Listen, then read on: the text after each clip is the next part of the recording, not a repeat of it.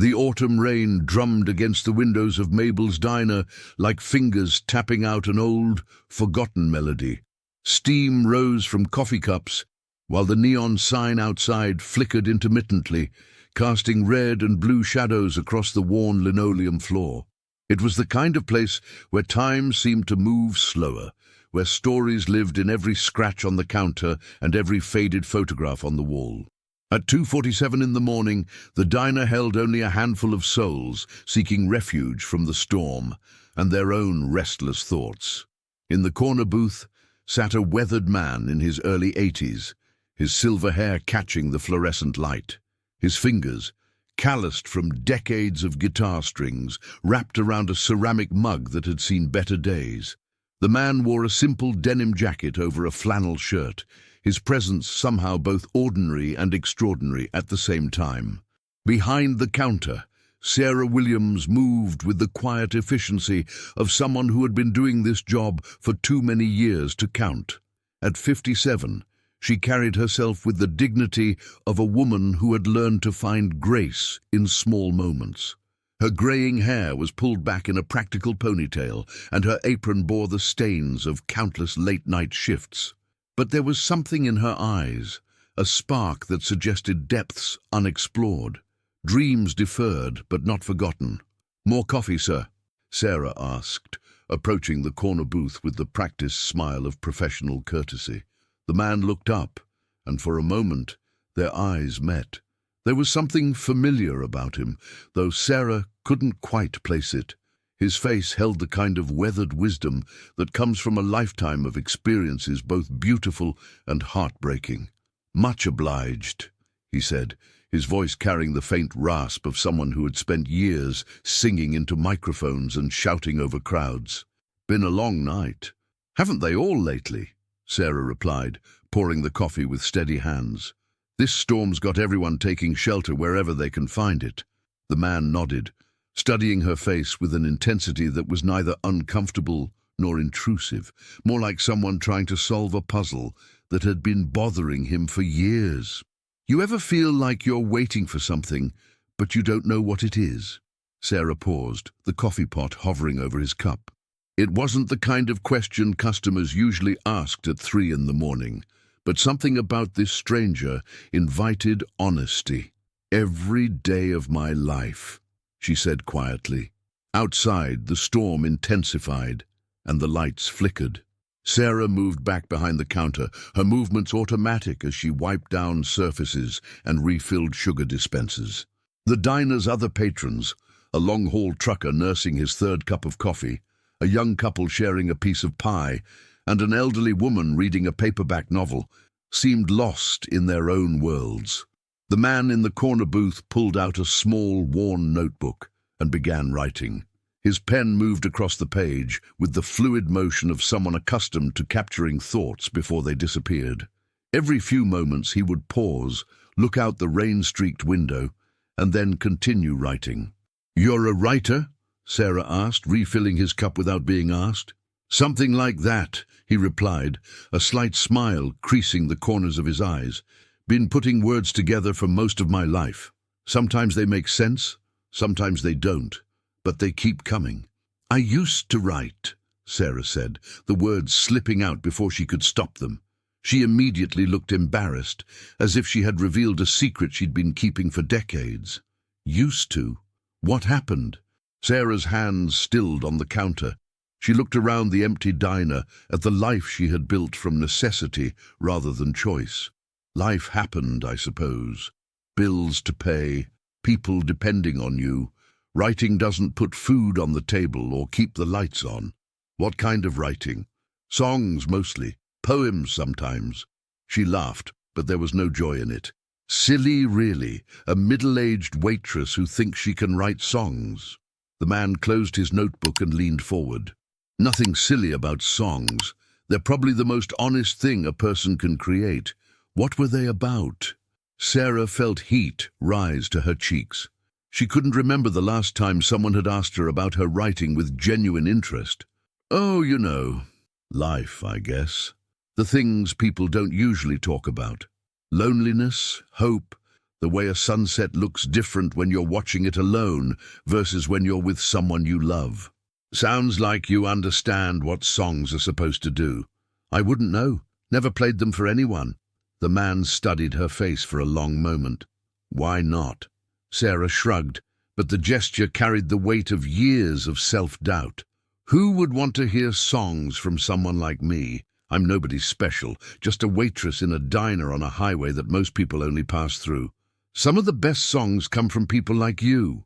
People who live real lives, who understand what it means to struggle and hope and keep going when it would be easier to give up. Outside, lightning illuminated the empty parking lot, followed by a rumble of thunder that seemed to shake the very foundation of the diner. The lights flickered again, and for a moment the building was plunged into darkness before the emergency lighting kicked in, casting everything in an eerie amber glow. "Generator's acting up again," Sarah muttered, moving toward the back room. "Been meaning to get it looked at, but generators cost money you don't have," the man finished gently. Sarah stopped, her hand on the doorframe. "How did you—" "Lucky guess. Mind if I help? I know a thing or two about generators." Before Sarah could protest, he was up from the booth, rolling up his sleeves. They made their way to the small back room, where the aging generator coughed and wheezed like an old man climbing stairs. "She's been good to us," Sarah said, patting the machine affectionately. "Bought her used 15 years ago when I first started managing this place. Can't afford to replace her now." The man knelt beside the generator, his experienced hands tracing wires and checking connections. "Sometimes the old ones just need a little understanding," he said, making a small adjustment. The machine's labored breathing smoothed out, and the main lights flickered back on. "How did you do that?" Sarah asked, amazed. "Spent some time around machines like this. Traveling does that to you. You learn to fix things out of necessity." He stood, wiping his hands on a rag. "But this is just a temporary fix. She'll need proper attention soon." They returned to the main dining area, where the other customers barely looked up from their own concerns. The storm outside seemed to be moving on, the thunder growing more distant. "Can I ask you something?" Sarah said, as the man settled back into his booth. "What brings you out on a night like this? Most folks with any sense are home in their beds." The man was quiet for a long moment, staring into his coffee cup as if it held answers to questions he'd been carrying for years. "Sometimes home isn't a place you can sleep. Sometimes it's something you're still looking for. You running from something or toward something. Both, maybe. Hard to tell the difference sometimes." Sarah poured herself a cup of coffee, and in a rare break from protocol, sat across from him in the booth. It was nearly 4 in the morning, and the other customers seemed settled for the long haul. "I've got time if you've got a story." The man smiled, the first genuine smile she'd seen from him all night. "Fair trade. You tell me about those songs you write, and I'll tell you about what brings an old man to a diner in the middle of nowhere at 3 in the morning." "Deal," Sarah said, extending her hand. When he shook it, she noticed calluses on his fingertips, the kind that come from years of playing guitar. "You're a musician," she said. It wasn't a question. "Among other things. You first, though. Tell me about the songs." Sarah took a sip of coffee, gathering her thoughts. It had been so long since she'd talked about her writing that she wasn't sure where to begin. "I started writing when I was 16. My mother had just died, and my father, well, he wasn't handling it well. I felt like I was carrying all this weight, all these feelings that were too big for me to understand, so I started putting them down on paper. Did it help? More than I expected. The first song I wrote was called Empty Rooms, about how the house felt after she was gone, how her absence was louder than her presence had ever been." The man nodded, understanding flickering in his eyes. "Grief has its own sound, doesn't it?" "Exactly. Most people want to fill the silence, but sometimes you need to sit with it, listen to what it's trying to tell you." Sarah wrapped her hands around her coffee cup, drawing comfort from its warmth. "I kept writing through high school into my 20s. Had notebooks full of songs. Even learned to play guitar a little, just enough to put melodies to the words. What happened to the notebooks? Sarah's expression darkened. Life. I got married right out of high school to a man who thought music was a waste of time. Said I needed to focus on real things, keeping house, raising kids, being practical. I tried to keep writing in secret, but he found my notebooks one day and she trailed off. The memory's still painful after all these years. He didn't appreciate your art. He threw them away, said I was being foolish, that I needed to grow up and face reality. We had a daughter on the way, and he was probably right about needing to be practical. So I stopped writing. For how long? 23 years. The man let out a low whistle. That's a long time to keep part of yourself locked away. The marriage didn't last anyway. He left when Emma, that's my daughter, was 12. Said he couldn't handle the responsibility anymore. I've been working double shifts ever since, trying to keep us afloat. Emma's grown now? Sarah smiled for the first time, and her whole face transformed. 28. She's a teacher in Portland, married to a good man who treats her like she hung the moon, has 2 little ones of her own. You must be proud. Every day. She's everything I hoped she'd be. Strong, independent, kind. Sometimes I think she got all the best parts of me and none of the broken pieces. When did you start writing again? About 5 years ago. Emma found an old cassette tape in a box of her grandmother's things, my mother's things that I'd saved. It was a recording of me singing one of my songs when I was 17. I'd completely forgotten it existed. Sarah's eyes grew distant as she remembered. Emma called me crying, said she couldn't believe I'd never told her I could write like that. She wanted to know if I had more songs, if I was still writing. When I told her I'd stopped, she got so quiet. Then she said, "Mom, you can't waste a gift like that." Smart daughter, the smartest. She bought me a guitar for my birthday that year. Nothing fancy, just a simple acoustic from the music store downtown. Said it was time I started again. And did you? Slowly. It felt strange at first, like trying to remember a language you learned as a child, but haven't spoken in years. But the words were still there, waiting. All those years of living, of struggling, of loving and losing, it all wanted to come out. The man leaned back in the booth, studying her with renewed interest. What kind of songs do you write now? Different ones than when I was young? Less about grand gestures and more about small moments. The way morning light looks different in each season. How a conversation with a stranger can change your whole day. The weight of choosing to stay versus the courage it takes to leave. Sounds like you've lived enough life to have something real to say. Maybe. I've filled 3 notebooks in the past 5 years. Emma keeps asking me to record some of them. Maybe share them somehow. But I don't know. It feels too personal, too raw. The best songs usually do. They sat in comfortable silence for a moment, watching the storm's last gasps through the window. The rain had slowed to a gentle patter, and the first hints of dawn were beginning to lighten the eastern horizon.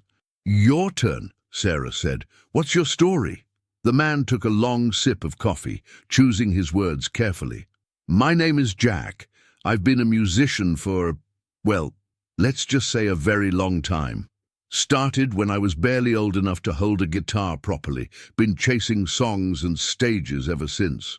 "Are you famous?" Sarah asked, then immediately looked embarrassed. "I'm sorry, that was rude." "Not rude at all. And yes, I suppose I am in some circles.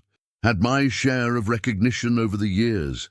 But fame is a strange thing. It can make you feel like you're living someone else's life." "Is that why you're here? Running from fame?" Jack shook his head. "Running from emptiness, maybe.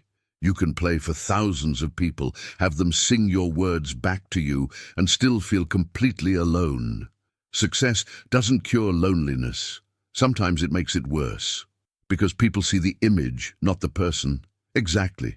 After a while, you start to wonder if there's still a real person under all the expectations and personas.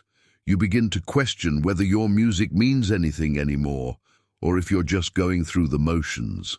Sarah nodded, understanding more than he might have expected.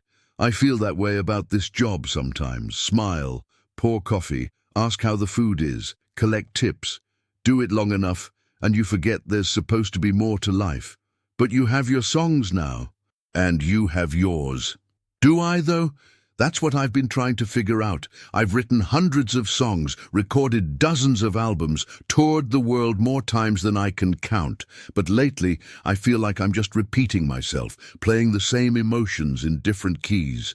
Jack pulled out his notebook again, opening it to a page filled with crossed-out lines and half-finished verses. I came out here looking for something new, something real. Thought maybe if I got away from all the noise and distractions, I could find whatever it was I'd lost along the way. And have you found it? I think I might be starting to. He looked up at her, his eyes holding a warmth that hadn't been there when he'd first walked in. Sometimes the thing you're looking for finds you instead. The bell above the door chimed, and a state trooper entered, shaking rain from his uniform. He nodded to Sarah and took a seat at the counter. "Coffee, Officer Martinez?" Sarah asked, already reaching for a cup. "Please, Sarah. Been a long night with this storm. Had 3 accidents on the highway, all fender benders, thankfully, but still a lot of paperwork." As Sarah served the officer, Jack continued writing in his notebook. Something about their conversation had unlocked a flood of inspiration, and the words were flowing faster than his pen could capture them. When Sarah returned to the booth, she noticed the intensity with which he was writing. New song? Maybe, probably. About a woman who carries music in her heart, but keeps it hidden from the world. Sarah felt a flush of warmth spread through her chest. "I'm not that interesting." "You're wrong about that. You've been serving coffee and kindness to strangers for years, raising a daughter alone, keeping dreams alive when it would have been easier to let them die. If that's not interesting, I don't know what is." The sun was beginning to rise in earnest now, painting the sky in shades of pink and gold. The storm had passed completely, leaving the world washed clean and full of possibility. "I should probably get back to work," Sarah said, though she made no move to leave the booth. "Morning shift starts soon." "When do you get off?" "Not until 3 this afternoon. Double shift today. One of the other girls called in sick." Jack nodded, closing his notebook. "What would you say if I told you I'd like to hear some of your songs?" Sarah's heart skipped. "I'd say you're probably just being polite. I'm many things, but polite isn't usually one of them. I meant what I said. I think you have something real to offer." "I couldn't. I haven't played for anyone in years. My voice isn't—" "Your voice is your voice. It doesn't need to be anyone else's." Before Sarah could respond, Officer Martinez called out from the counter, "Sarah, you got a guitar back there. Could have sworn I heard music coming from the back room earlier this week." Sarah looked mortified. "You heard that? Oh, God, I'm so embarrassed. I sometimes play during my breaks when the place is empty. I thought no one could hear." "Are you kidding? It was beautiful. My wife and I were talking about it. We both thought it sounded professional." "You should think about playing at the community center's open mic night." Jack raised an eyebrow. "Open mic night. First Friday of every month," Officer Martinez explained. "Local talent, nothing fancy, but people really enjoy it. Sarah, you should definitely consider it." "I couldn't," Sarah said quickly. "I'm not ready for anything like that." "When will you be ready?" Jack asked gently. "In another 20 years? Life doesn't wait for us to feel ready. It just keeps moving." The morning rush began filtering in. Construction workers grabbing coffee and breakfast sandwiches before heading to job sites, commuters making quick stops before continuing their journeys. Sarah excused herself to handle the influx of customers, but Jack noticed she kept glancing back at him as she worked. Around 9 o'clock, when the rush had died down to a manageable level, Jack approached the counter with his bill. "Leaving already?" Sarah asked, and there was disappointment in her voice. "Got a long drive ahead of me, but I was hoping. Would you consider letting me hear one of your songs before I go?" Sarah looked around the diner. There were only a few customers scattered throughout, none paying particular attention to their conversation. "I don't know. One song. If you hate it, if it feels wrong, we'll pretend it never happened.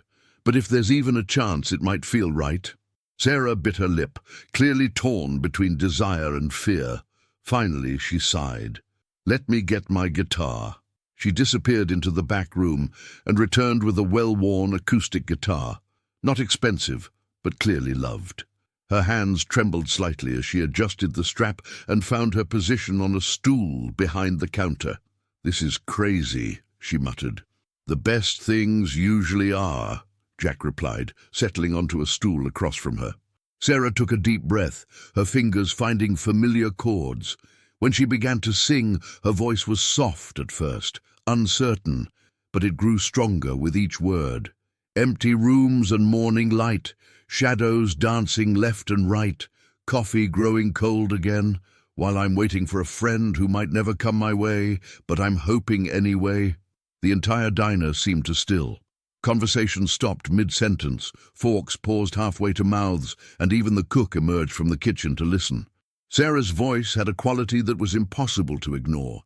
Not technically perfect, but deeply honest, carrying the weight of lived experience in every note.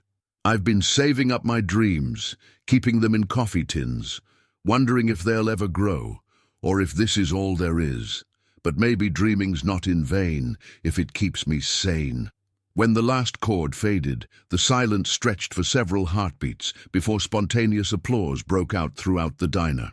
Sarah's cheeks flushed red as she quickly set the guitar aside. "That was incredible," Jack said, and there was genuine awe in his voice. "How long ago did you write that?" "Last month," Sarah whispered, "after Emma called to tell me she was pregnant again. It's beautiful, raw and real, and God, it's been so long since I heard something that honest." Officer Martinez approached the counter. "Sarah, I've been coming here for 5 years and I had no idea you could do that.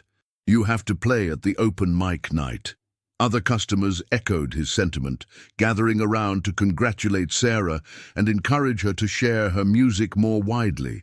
She seemed overwhelmed by the positive response, unused to being the center of attention for her art rather than just her service.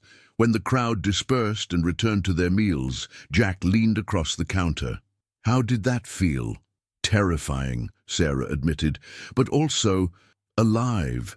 I felt more like myself in those 3 minutes than I have in months. That's what music is supposed to do, remind us who we really are, underneath all the roles we play." Jack pulled out his notebook and wrote something quickly, then tore out the page and handed it to Sarah. "I want you to have this." Sarah unfolded the paper and read, "To Sarah, music isn't about being perfect or famous or impressing anyone. It's about telling the truth in a way that helps other people feel less alone. You have that gift. Don't waste it. Keep writing, keep playing, keep sharing your heart with the world. It needs what you have to offer. With admiration and respect, Jack." Below his message, he'd written what appeared to be a phone number. "What's this?" Sarah asked, pointing to the number. "My manager's direct line. If you ever decide you want to record some of your songs properly, give him a call. Tell him Jack sent you." Sarah stared at the paper, speechless. "I'm serious," Jack continued. "You have something special. Don't let fear keep you from sharing it." He stood to leave, placing a $20 bill on the counter for a meal that had cost less than 10. "Keep the change." And Sarah, "Yes! Don't wait another 20 years. The world needs your songs now." As Jack walked toward the door, Sarah found her voice. "Wait, I don't even know your last name. How will I know what to tell your manager?" Jack paused at the door, his hand on the handle. For a moment he looked like he might not answer. Then he smiled. That same genuine smile from earlier, but now tinged with something that might have been mischief. "Tell him the guy from the highway diner sent you. He'll know who you mean." And with that, he was gone, leaving Sarah holding the piece of paper and trying to process everything that had just happened. The rest of her shift passed in a blur. Customers continued to compliment her performance, and several regulars asked when they might hear more of her music. Officer Martinez left his business card, insisting she call him if she decided to sign up for the open mic night. By the time 3 o'clock arrived, Sarah felt like she'd been living in a dream. As she gathered her things to leave, she found herself staring at the piece of paper Jack had given her. She'd read his message a dozen times, but it still didn't feel real. At home in her small apartment, Sarah sat at her kitchen table with the paper spread in front of her. She'd tried looking up Jack's manager's name online, but the number led to a generic voicemail for a music management company. She'd hung up without leaving a message, too nervous to follow through. Instead, she picked up her guitar and began playing the song she'd performed at the diner. This time she recorded it on her phone, the first time she'd ever documented one of her performances. When she played it back, she was surprised by what she heard. Yes, her voice had wavered in places, and the guitar work was simple, but there was something undeniably compelling about the recording. It sounded like truth. She thought about Jack's words. Music isn't about being perfect or famous or impressing anyone. It's about telling the truth in a way that helps other people feel less alone. For the first time in her adult life, Sarah began to believe that maybe, just maybe, she had something worth sharing. 3 days later, Sarah drove to the community center and signed up for the next open mic night. Her hands shook as she filled out the form, but she managed to write her name clearly, Sarah Williams. Under song title, she wrote, "Empty Rooms." Under brief description, she paused for a long moment before writing, "A song about dreams deferred but not forgotten." The open mic night was still 2 weeks away, giving her time to practice and panic in equal measure. She called Emma to tell her about her plan, and her daughter's excited reaction strengthened her resolve. "Mom, I'm so proud of you," Emma said, her voice thick with emotion. "I wish Grandma could see this. She always said you had music in your soul." "I'm terrified," Sarah admitted. "Good. If you weren't scared, it wouldn't mean anything. The best things in life require a little bit of courage." The 2 weeks passed quickly. Sarah practiced every day, sometimes at home, sometimes during quiet moments at the diner. Word had spread about her impromptu performance, and regular customers had begun requesting songs during slow periods. She'd played 3 more of her compositions, each time feeling a little more confident, a little more like herself. The night of the open mic arrived grey and drizzly, matching Sarah's nervous mood. The community center's small auditorium could hold about 100 people, and by 7:30 it was nearly full. Sarah sat in the back row, her guitar case at her feet, watching other performers take the stage. There was a high school student who sang a cover of a popular song with remarkable technical skill, but little emotional connection. An elderly man performed a humorous poem about growing old that had the audience laughing. A young woman played an original composition on piano that was beautiful, but felt detached from real experience. When they called Sarah's name, her legs felt like they might not carry her to the stage. But she stood, picked up her guitar, and walked forward. The stage lights were brighter than she'd expected, making it difficult to see the audience clearly, which turned out to be a blessing. "Good evening," she said into the microphone, her voice stronger than she felt. "My name is Sarah Williams, and I'd like to share a song I wrote about dreams and the courage it takes to pursue them, even when life has taught you to be practical." She settled onto the provided stool, adjusted her guitar, and took a deep breath. The first chord rang out, clear and true, and when she began to sing, something magical happened. All her nervousness fell away, replaced by the simple desire to share her truth. Empty rooms and morning light, shadows dancing left and right, coffee growing cold again while I'm waiting for a friend who might never come my way, but I'm hoping anyway. By the second verse, she could feel the audience leaning in, drawn by the honesty in her voice. This wasn't a performance in the traditional sense. It was a conversation, a sharing of heart and soul that transcended technical perfection. "I've been saving up my dreams, keeping them in coffee tins, wondering if they'll ever grow, or if this is all there is. But maybe dreaming's not in vain, if it keeps me sane." The applause when she finished was thunderous. Sarah stood, bowing awkwardly, still not quite believing what had just happened. As she made her way off stage, people reached out to touch her arm, to offer congratulations, to tell her how moved they'd been by her song. In the lobby afterward, a small crowd gathered around her. Among them was a woman in her 40s with kind eyes and an expensive-looking camera. "I'm Linda Peterson from the local newspaper," the woman said. "Would you mind if I did a quick interview? That was one of the most powerful performances I've seen at these events." Sarah agreed, still in a daze from the evening's success. The interview was brief but thorough. Linda asked about Sarah's background when she'd started writing, what had inspired her to finally perform publicly. "What's next for you?" Linda asked as they wrapped up.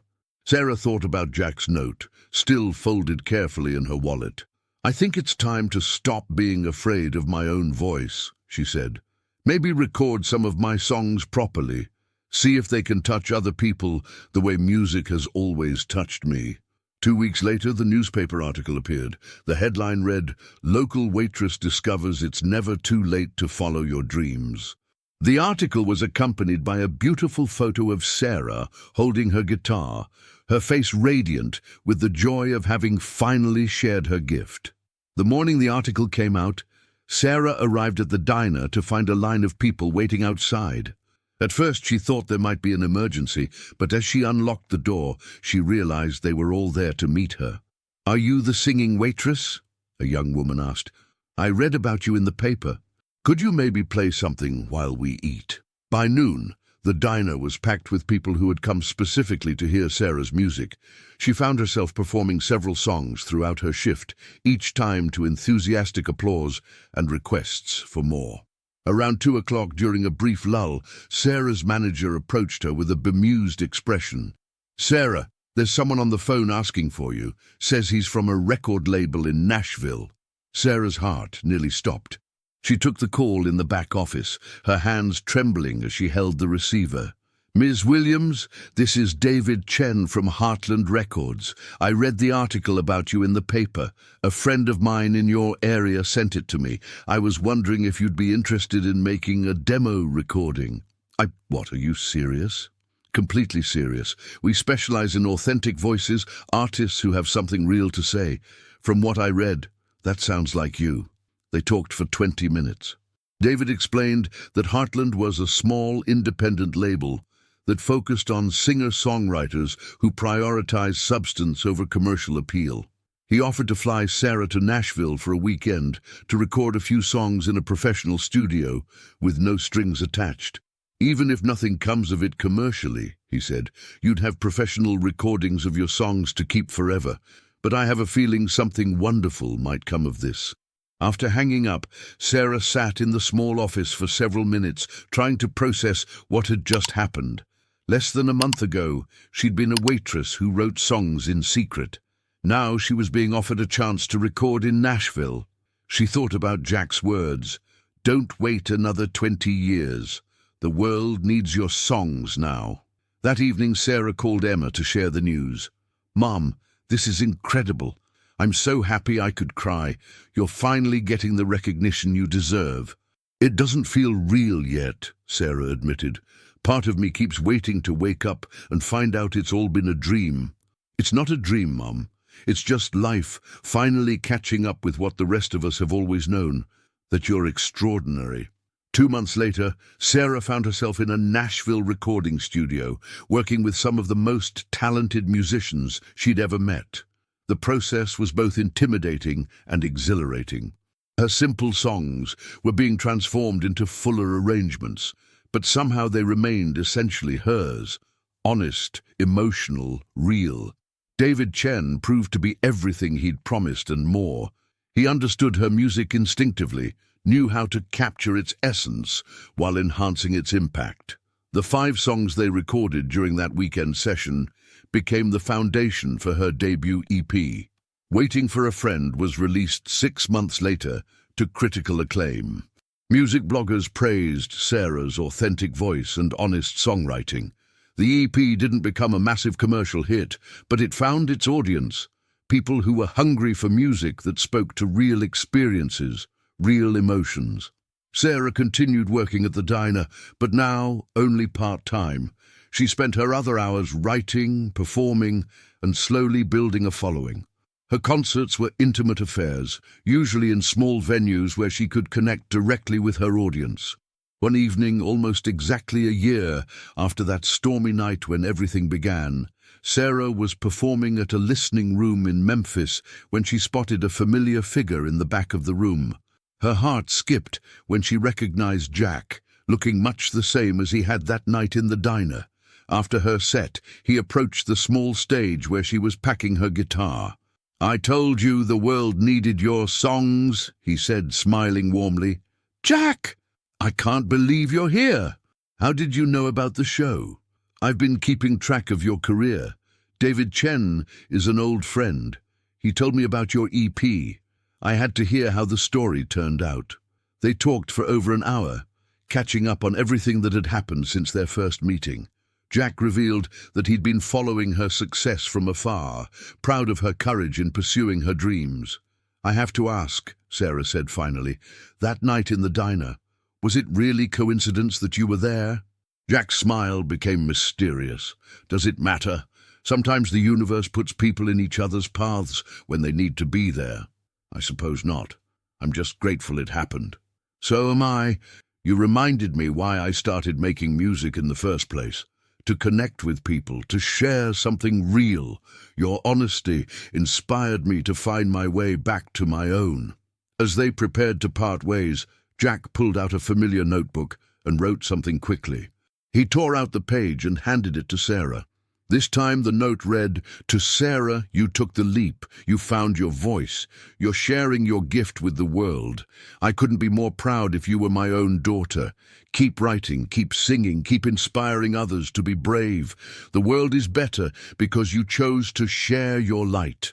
With love and admiration, Jack." Sarah read the note twice before looking up, but Jack had already disappeared into the crowd outside the venue. She stood alone on the sidewalk, holding the piece of paper and marveling at how much her life had changed. Her phone buzzed with a text from Emma. "Saw the review of your Memphis show online. So proud of you, Mum. Grandma would be too." Sarah smiled, thinking of her mother, of Jack, of all the people who had believed in her music when she couldn't believe in it herself. Then she thought of her notebook back in her hotel room, half filled with new songs about courage, hope, and the magic that happens when strangers become angels in disguise. 3 years passed like chapters in a book Sarah never thought she'd be brave enough to write. Her second EP, Strangers and Angels, had garnered even more attention than her first. Music critics were calling her the voice of authentic American experience, and her songs were being covered by other artists who recognized the timeless quality of her storytelling. But perhaps more importantly, Sarah had become something she'd never expected, an inspiration to others who had given up on their dreams. Her story spread through social media, through interviews, through word of mouth. Middle-aged people from all walks of life began reaching out to her, sharing their own stories of dreams deferred and asking for the courage to pursue them. Sarah started a small foundation called Second Chances, which provided grants and mentorship to artists over 40 who were just beginning to share their work with the world.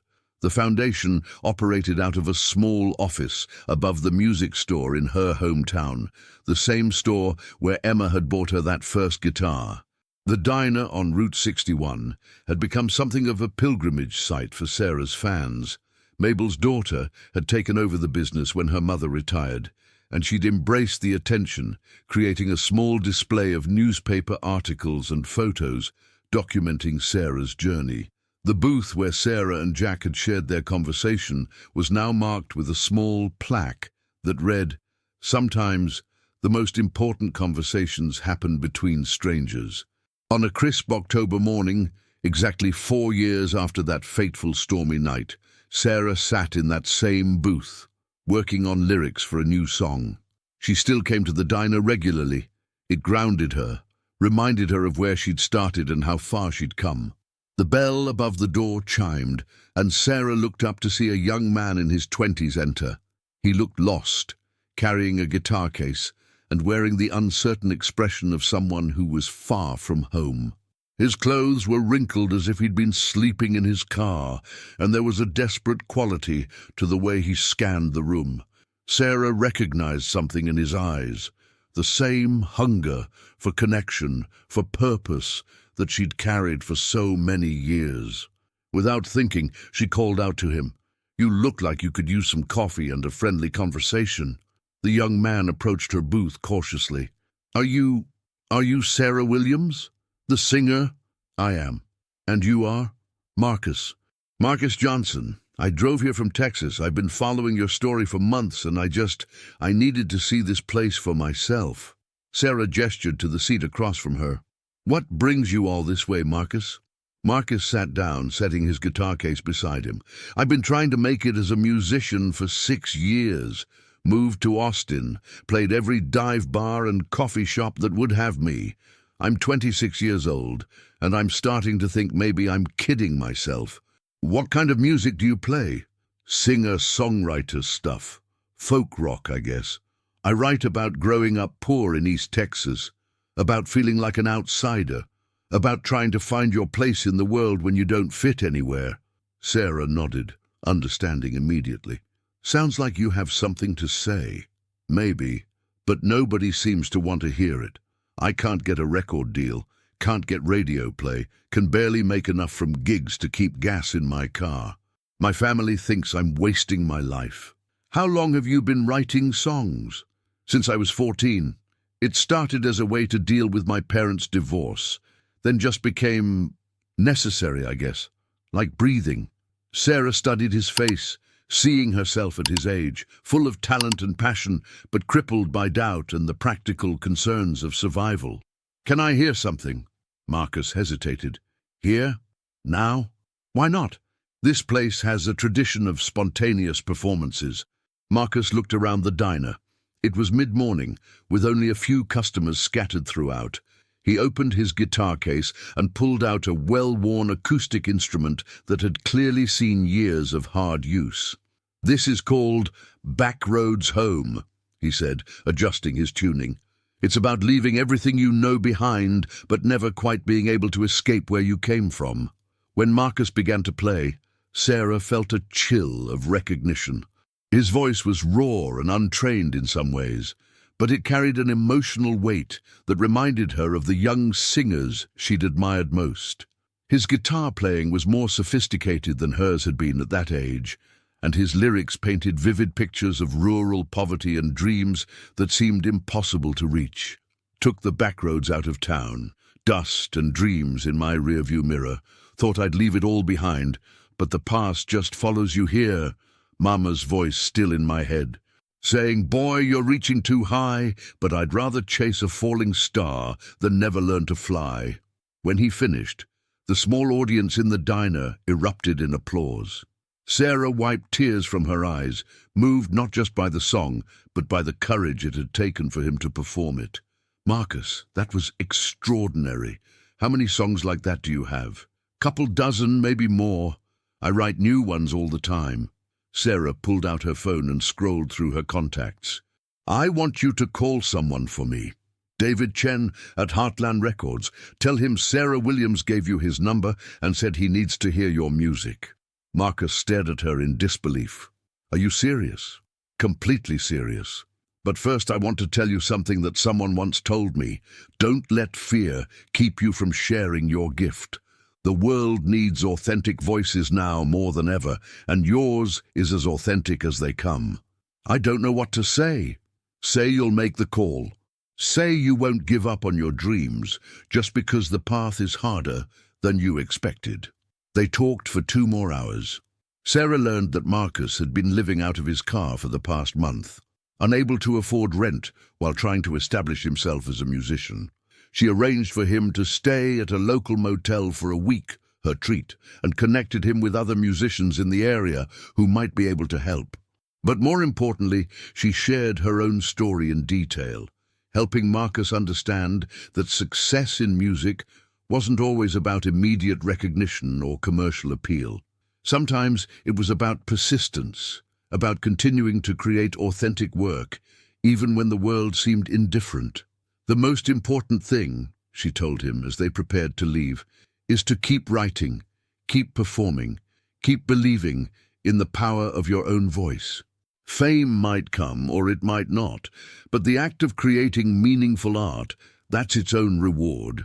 6 months later, Sarah received a call from David Chen. "I have to thank you for sending Marcus Johnson my way," he said. "We just signed him, and his debut EP is going to be something special. Kid's got the kind of raw talent that only comes along once in a while." Sarah smiled, thinking of the young man who had walked into the diner looking lost and left with renewed hope. "He deserves every bit of success that comes his way. He told me something interesting, said you didn't just give him my number, you gave him permission to believe in himself again. That's a rare gift, Sarah." The success of Marcus Johnson became another chapter in the ongoing story of the diner on Route 61. Music journalists started writing about the place as a kind of crossroads where dreams were reborn and artists found their voices. Sarah found herself unofficially counseling other musicians who made pilgrimages to the restaurant, always with the same message: authenticity over image, persistence over perfection, courage over fear. One evening, while Sarah was at home working on songs for her third album, she received an unexpected phone call. "Miss Williams, this is Catherine Morrison from the Kennedy Center. I'm calling to invite you to perform at our American Voices series next spring." Sarah nearly dropped the phone. The Kennedy Center was one of the most prestigious venues in the country, a place where legends performed. "I think there might be some mistake," she said. "I'm just a singer-songwriter from a small town. Surely you're looking for someone more what? Famous? Accomplished? Ms. Williams, we're specifically seeking artists who represent the authentic American experience, who tell stories that matter. Your music embodies everything this series is meant to celebrate." The performance at the Kennedy Center was scheduled for a warm evening in May. Sarah's family, Emma, her husband, and the 2 children, flew in from Portland. The theater was packed with over 2,000 people, including music industry executives, critics, and fans who had traveled from across the country. Standing backstage, Sarah felt the same nervous energy she'd experienced before her first open mic night. But this time, the fear was tempered by years of experience and the knowledge that she belonged on any stage where authentic music was valued. She opened her set with "Empty Rooms," the song that had started everything. As she sang those familiar words to the largest audience of her career, she thought about the journey that had brought her here, from secret songwriter to nationally recognized artist, from fearful waitress to confident performer. But the moment that defined the evening came during her third song, when she spotted a familiar figure in the VIP section. Jack sat in the front row, older now but unmistakable, watching her with the pride of a father watching his daughter graduate. After her set, which received 3 standing ovations, Sarah made her way to the reception area where Jack was waiting. "I wouldn't have missed this for the world," he said, embracing her warmly. "Look what you've done with the gift you were afraid to share. I couldn't have done any of it without that conversation we had in the diner. You saved my life that night, Jack." "No, Sarah, you saved your own life. I just reminded you that it was worth saving." They were interrupted by a young journalist who had been covering the concert. "Ms. Williams, could I get a quick photo of you with your friend?" As the photographer prepared to take the picture, Sarah realized she still didn't know Jack's full name. But looking at him now, she understood it didn't matter.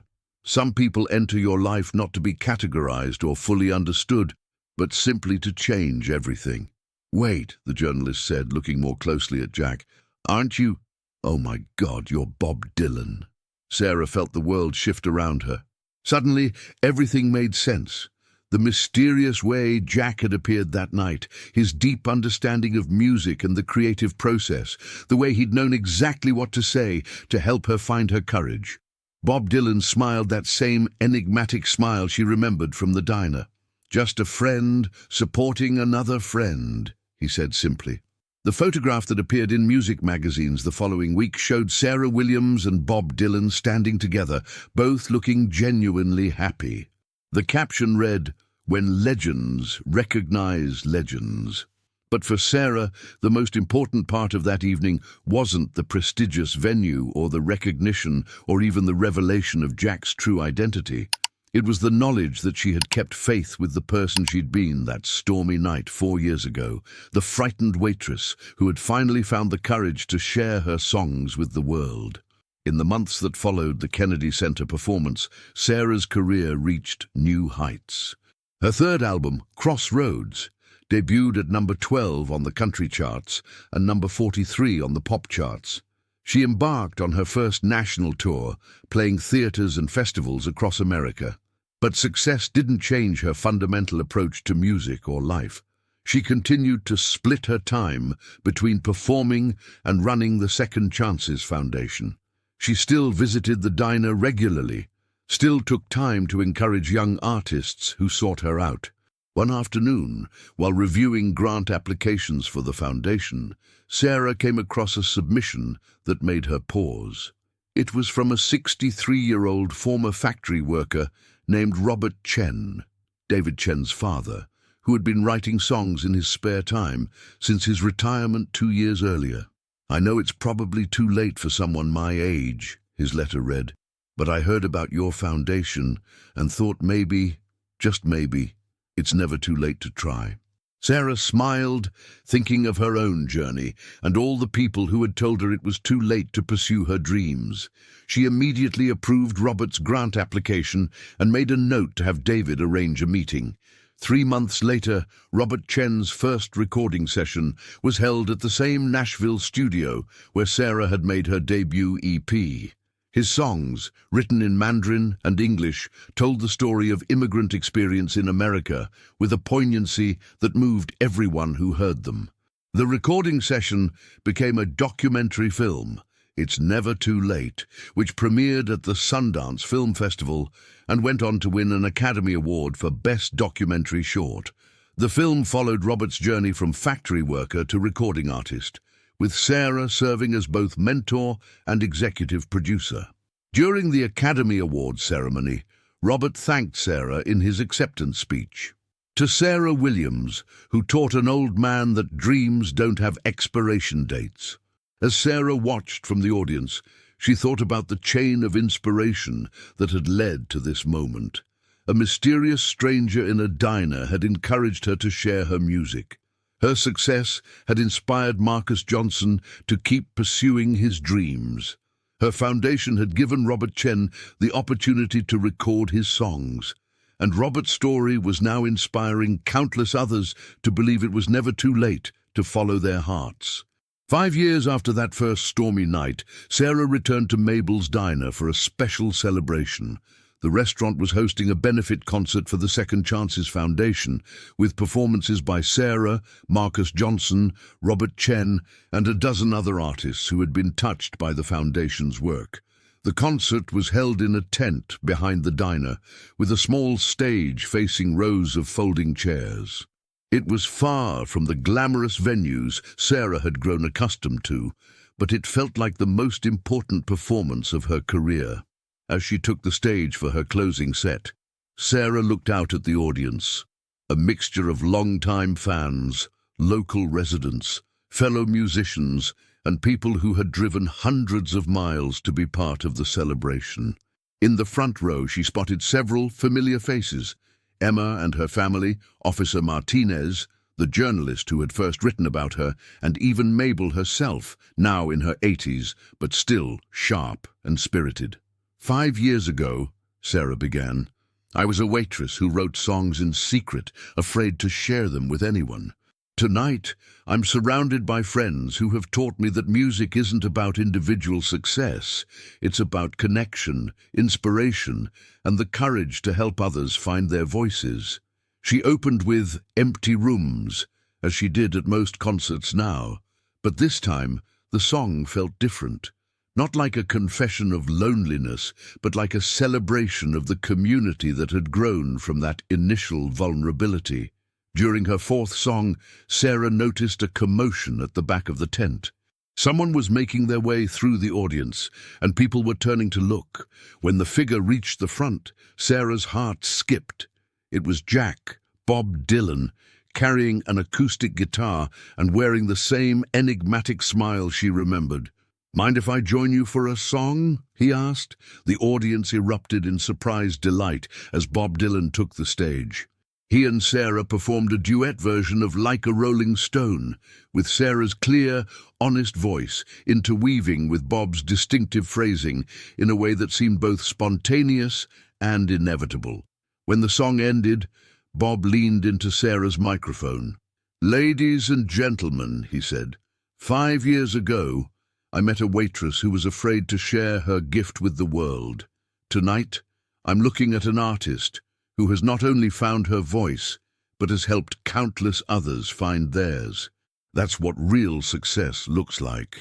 As Bob left the stage, Sarah felt overwhelmed by gratitude for his initial encouragement, for the journey that had followed, for the community of artists and supporters who had become her extended family.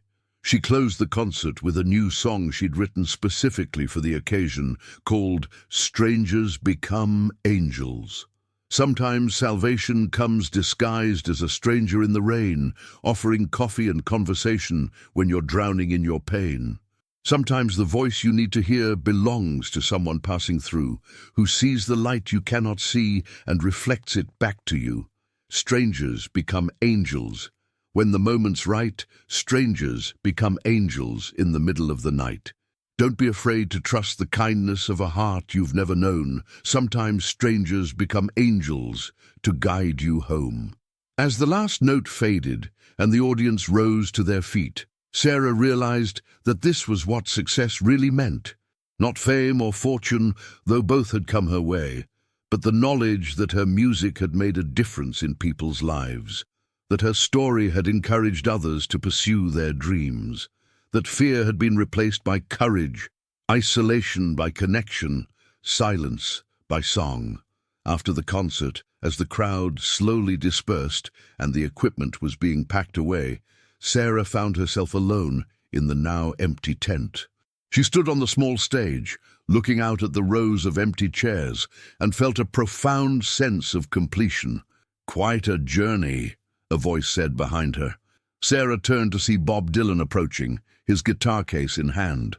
"The most incredible journey of my life," she replied, "and it all started with a chance encounter in a diner." "Was it chance, though?" Bob asked, that mysterious smile playing at the corners of his mouth. "Sometimes I think the universe has a way of putting people exactly where they need to be." "You never did tell me why you were really there that night." Bob was quiet for a long moment, looking out at the space where hundreds of people had just celebrated the power of music and human connection. "I was lost," he said finally. "Had been for a while. Success can be as isolating as failure, maybe more so. I was driving around the country, trying to remember why I started making music in the first place." "And did you find your answer?" "I found part of it that night, listening to you talk about your songs. The rest came from watching what you did with the encouragement I gave you. You reminded me that music is about connection, between artist and audience, between hearts and souls. It's about helping people feel less alone in the world." Sarah nodded, understanding completely. "We saved each other that night." "We did, and look what grew from it." They stood in comfortable silence for a while, two artists who had found their way back to the essential truth of their calling. Finally, Bob shouldered his guitar case and headed for the exit. "Will I see you again?" Sarah called after him. "Music is a small world," he replied. "Paths cross when they're supposed to." As Bob Dylan disappeared into the night, Sarah remained on the stage for a few more minutes.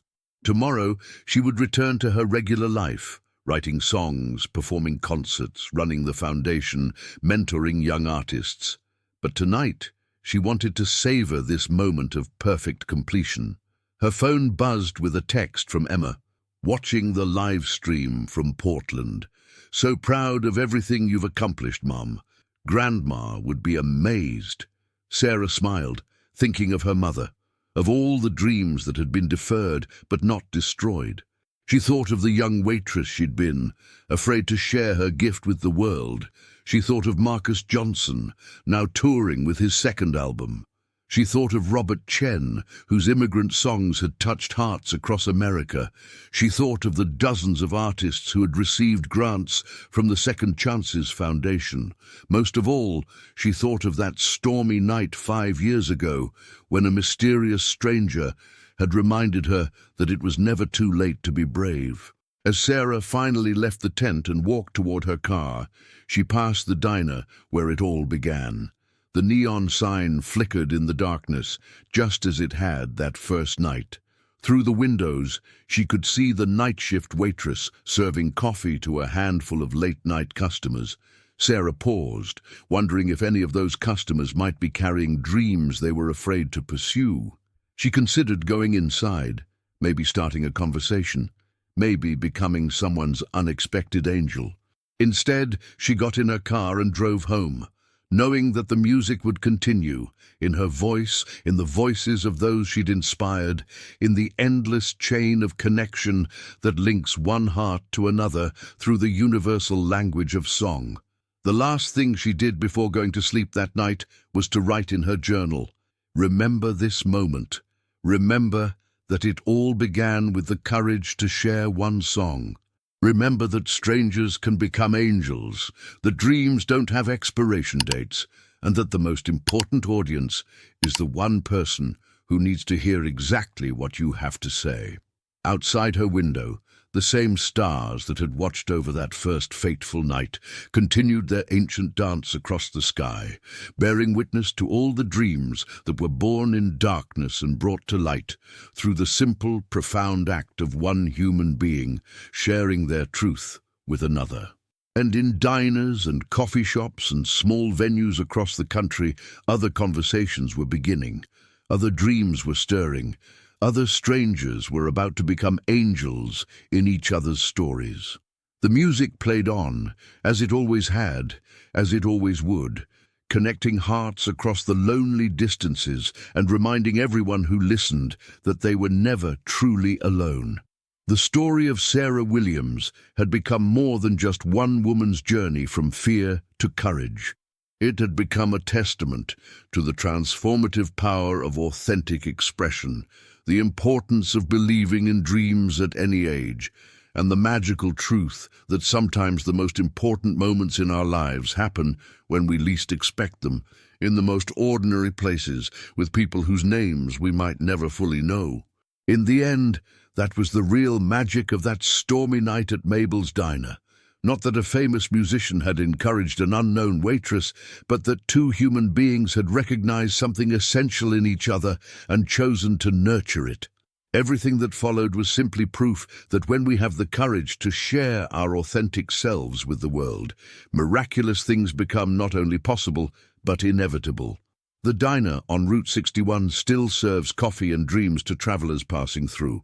The booth where Sarah and Jack shared their life-changing conversation still bears its small plaque.